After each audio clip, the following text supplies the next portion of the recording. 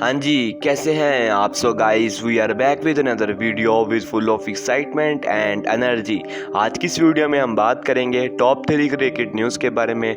Number 1 पर हम बात करेंगे कि पाकिस्तान की जो सिलेक्शन कमेटी है, जिसके अंदर चीफ सेलेक्टर मोहम्मद वसीम की मुशावरत भी शामिल होती है, रमीज़ राजा की भी मुशावरत शामिल होती है और बाबर आजम की भी मुशावरत शामिल होती है। इन सब ने मिलकर एक स्टेटमेंट दी है, जिसके अंदर उन्होंने बताया है कि शुएब मलिक को पाकिस्तान के T20 वर्ल्ड कप स्क्वाड के अंदर क्यों नहीं सिलेक्ट किया गया। बड़ी वजह है वो भी मैं आपको बताऊंगा। और इसके साथ पीसीबी ने शुएब मलिक का करियर ख़त्म करने की तरफ एक इशारा भी दिया है। क्या इशारा दिया है वो भी मैं आपको बताऊंगा। नंबर 2 पर हम बात करेंगे कि शाहीन शाह अफरीदी की इंजरी से रिलेटेड एक लेटेस्ट अपडेट आई है और उनकी इंजरी से रिलेटेड एक गुड न्यूज़ भी है। नंबर 3 पर हम बात करेंगे कि पाकिस्तान के फास्ट बॉलर मोहम्मद आमिर पाकिस्तान के T20 वर्ल्ड कप स्क्वाड से नाखुश दिखाई दिए हैं और उन्होंने इस पर एक बड़ी स्टेटमेंट भी दी है और बरहम भी हुए हैं इस पर। उन्होंने क्या कहा है इस पर वो भी मैं आपको बताऊंगा, तो बने रहे वीडियो में एंड तक। तो चलिए शुरू करते हैं आज की इस वीडियो को। तो जब आज प्रेस कॉन्फ्रेंस के अंदर पाकिस्तान के चीफ सेलेक्टर मोहम्मद वसीम से शुएब मलिक के रिगार्डिंग क्वेश्चन किया गया कि क्यों शुएब मलिक को पाकिस्तान के T20 वर्ल्ड कप स्क्वाड के अंदर सेलेक्ट नहीं किया गया, तो इस पर पाकिस्तान के चीफ सेलेक्टर मोहम्मद वसीम ने कहा कि 2021 का जो वर्ल्ड कप था उसके अंदर हमने शुएब मलिक को इसलिए सिलेक्ट किया था कि हमें शुएब मलिक की ज़रूरत थी। उन्होंने कहा कि अब हम उन प्लेयर्स की तरफ जा रहे हैं जो हमें अवेलेबल हैं। और इसके साथ मैं आपको ये भी बता दूं कि चीफ सेलेक्टर मोहम्मद वसीम ने ये भी कहा है कि अब हम उन प्लेयर्स की तरफ जाएंगे जो हमें एक लंबे अरसे तक रिप्रेजेंट करेंगे। और एक सोर्स से ये भी पता चला है कि पीसीबी ने पहले ही इरादा कर लिया था कि वो शुएब मलिक को T20 वर्ल्ड कप स्क्वाड के अंदर सेलेक्ट नहीं करेंगे,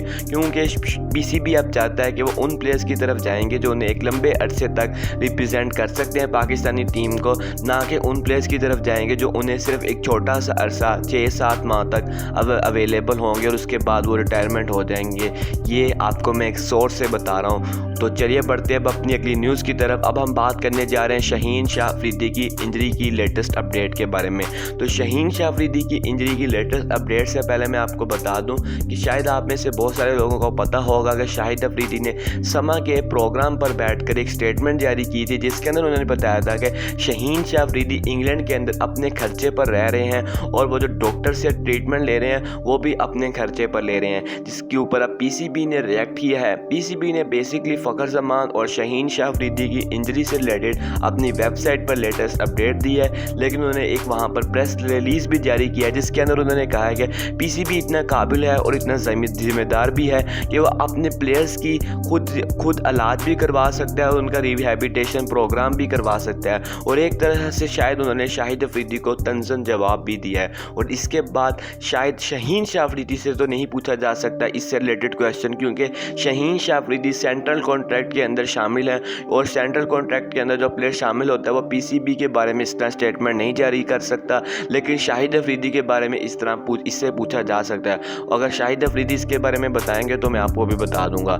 तो अब मैं आपको शाहीन शाह अफरीदी से रिलेटेड एक लेटेस्ट अपडेट देता हूं कि शाहीन शाह अफरीदी कल उन्होंने रनिंग स्टार्ट कर दी थी इंग्लैंड के अंदर, और अगर वो रनिंग का जो उनका प्रोसेस है उसके अंदर कामयाब हो जाते हैं तो वो एक हफ्ते के अंदर नेट्स के अंदर बॉलिंग भी शुरू कर देंगे। तो चलिए बढ़ते हैं अपनी अगली न्यूज़ की तरफ। अब हम बात करने जा रहे हैं पाकिस्तान के फास्ट बॉलर मोहम्मद आमिर के बारे में। मोहम्मद आमिर पाकिस्तान के T20 वर्ल्ड कप स्क्वाड से नाखुश दिखाई दिए हैं और उन्होंने इसके बाद ट्वीट किया चीफ सिलेक्शन, जिसके बाद मोहम्मद आमिर को ट्विटर पर सख्त तनकीद का निशाना बनाया जा रहा है। कोई कह रहा था कि आमिर भाई आपने भी उस टाइम इंग्लैंड के अंदर गलत सिलेक्शन की थी, नो बॉल्स की, आपको भी सही सिलेक्शन नो बॉल्स की कर लेनी चाहिए थी। और कोई लोग मोहम्मद आमिर की नो बॉल की वो पिक्चर को सिलेक्ट करके कह रहा है कि चीप बॉलर चीप बॉलिंग।